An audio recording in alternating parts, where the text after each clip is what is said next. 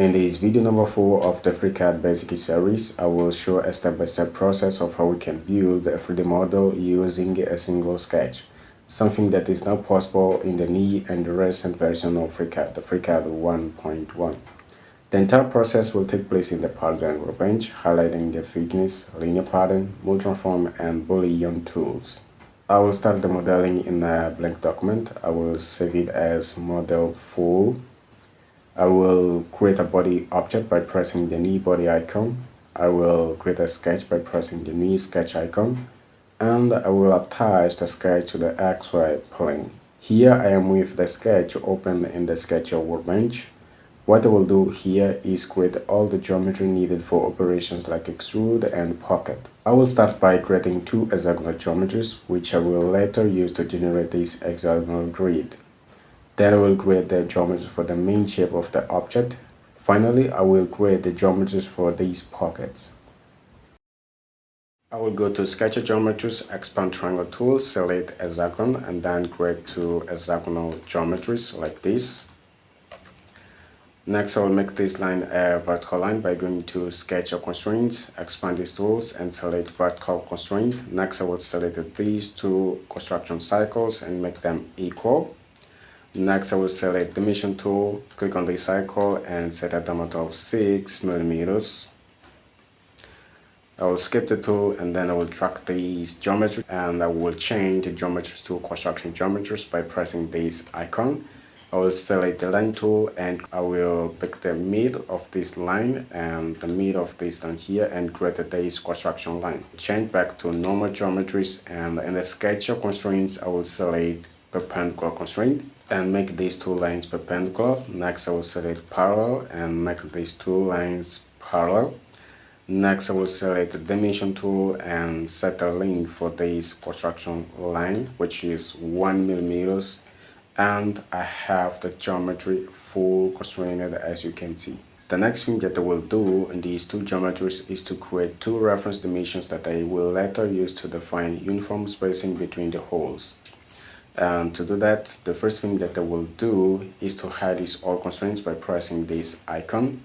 Next, I will go to Skecher Constraints and change the dimensions to reference by pressing this icon. And next, I will select the dimension tool again, click on the center point, and next in this one, and create a horizontal distance. Select the center point and this one here and create a vertical distance. I will skip the tool and change to normal dimensions, and the next thing that I will do is to set names for these two reference dimensions. I will double click on this dimension and set the name. The name will be width, enter, and this one here, the name will be height.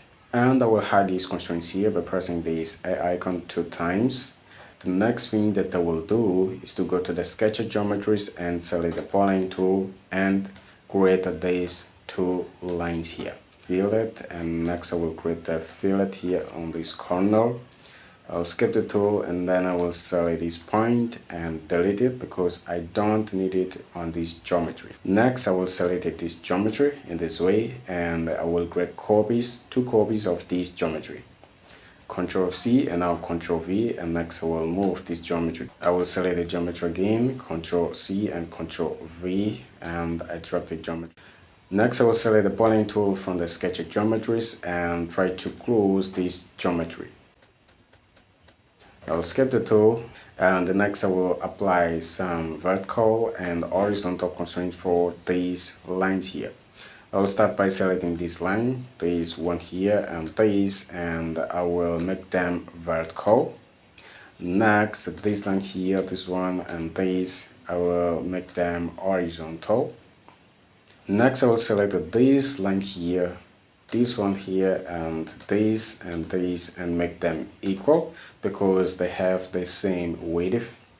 Next, I will select the dimension tool. I will start by setting the radius of this arc here to 12 millimeters, this one here to 10 millimeters, and this to 8 millimeters. Next, I will select this line here, click off, and I will set 2 millimeters for the length. I will skip the tool, zoom in, and drag this point to select the 2 points in this way and make them constant.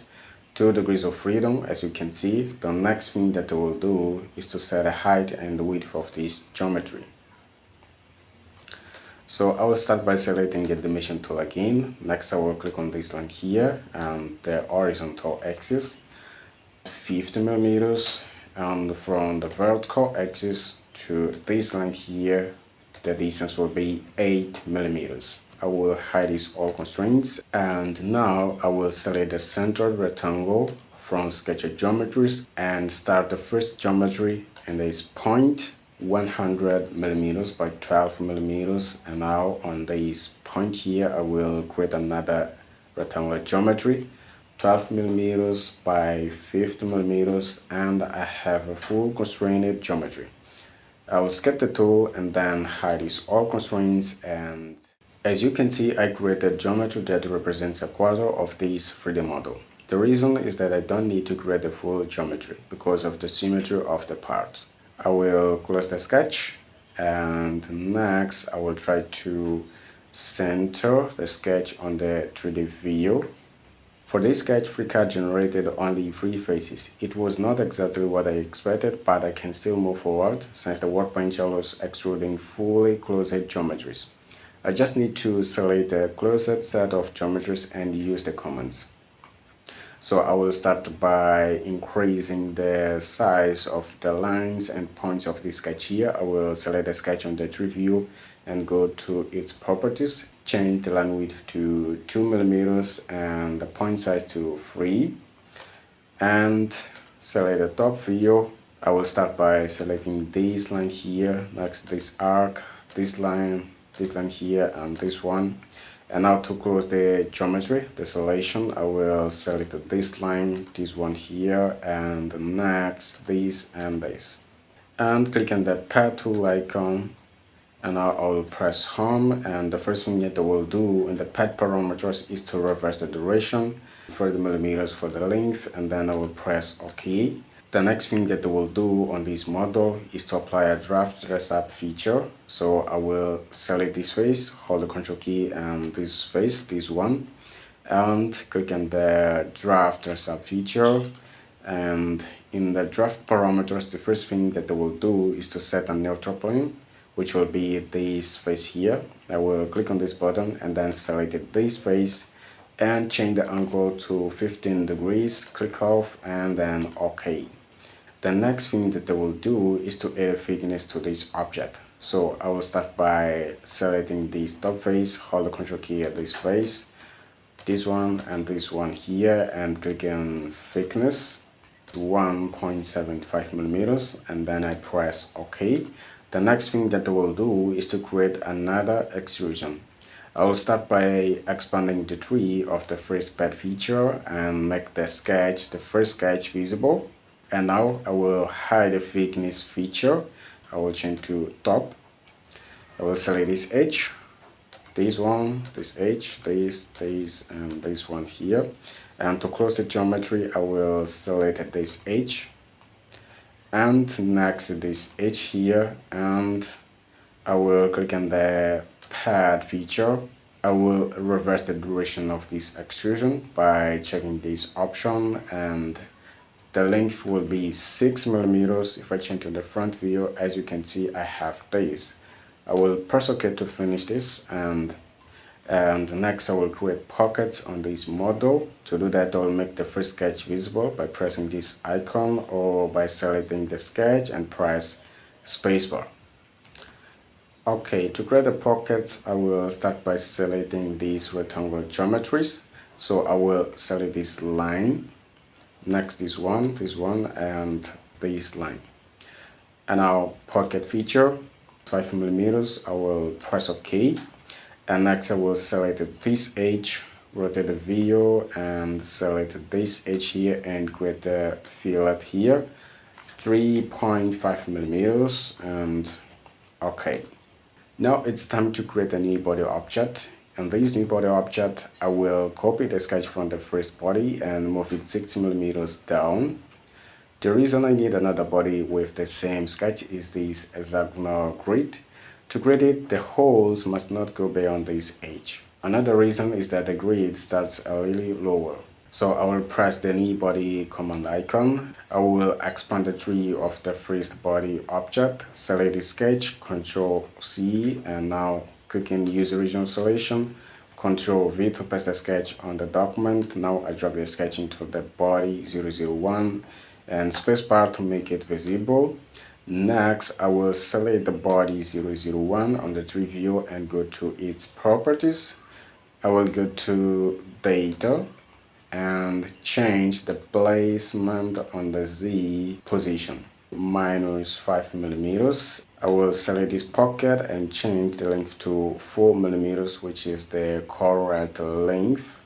Now it's time to create an extrusion of this geometry, and to do that I will change to top. I will select this edge, hold the Ctrl key and select this edge next to this edge, and this one and this. As you can see, I have a closed geometry. I will use this to create the first extrusion on the body 001. I will click on the pad feature. I will reverse the duration and I will set 1 millimeters for the length of this extrusion. Press OK to finish the pad parameters. I will zoom in and select this face here and create a small chamfer, 0.5 millimeters, and then OK. And now that I have this, it's time to create the first holes using the hexagonal geometries.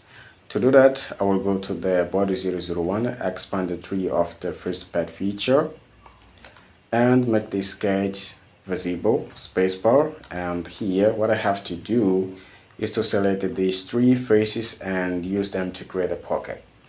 I will hold the Ctrl key and select this face here and next to this face and this one here and click on the pocket feature. And as you can see here, I have a preview of the pocket. I will just press OK and I have the first holes. The next thing that I will do is to create a linear pattern of these holes in the Y and X direction. I will select the pocket 001, the last feature of the body 001, and click in linear pattern feature. I will change to top view, and here for the first duration I will change it to X and the mode to spacing. In the spacing I will place a formula. I will call the expression editor, pressing this icon, and here I will type sketch, and then I will select the sketch 001, this sketch here, and then select constraints. As you can see here, I have these two dimensions. The correct is width for the X duration, multiply it by 2. As you can see, the result is 6.2 millimeters. I will press OK. I will add a second duration, checking this option. I will change the duration to y-axis and then the mode to spacing. And for the spacing, I will place an expression. I will call the expression editor, and here I will type sketch and select sketch 001, constraints and height, multiply it by 2, and the result is 10.73. As you can see, I will press OK. And next, I will change the curves to 2 and press OK. To increase the holes, I will select the linear pattern and go to its properties. For the duration 2, I will set 6 occurrences. For the first duration, I will increase to 13. As you can see here, I have the grid, and the next thing that I will do is to fill this space here. To do that, I will create another extrusion. I will make the sketch visible, and I will change to top view. I will hide the first body, and I will zoom in here, select this edge, and this one, and next this edge, and this, and now this edge, and this edge. Now I click on the pad feature. Okay, I will reverse the duration and set the length of 1 millimeters for this extrusion, and then OK. If I make the first body visible, as you can see, the result is this. Now that I have completed this half, I will create the others to finish the 3D model. But before that, I need to merge the second body with the first one. And to do that, the first thing that I have to do is to make the first body active. Double click And next, with the first body selected, I will go to Boolean operations command icon. And here I will add a body. I will press add body and select the body 001. And as you can see, I have this result. I will press OK. Okay, as you can see, the second body is now a child of the first. Next, I will finalize this 3D model using the multiform tool. I will select the body object, not the operations, the body object, and go to multiform feature. I'll go to transformations and right click and then select add mirror transformation. I will change the plane parameter here to YZ plane. And then OK. I will add another mirror transformation. This time I will change the plane to axis plane. And OK. So this is the final model. Thank you for watching this video. If you find this video useful, please don't forget to hit like and share this video with your friends.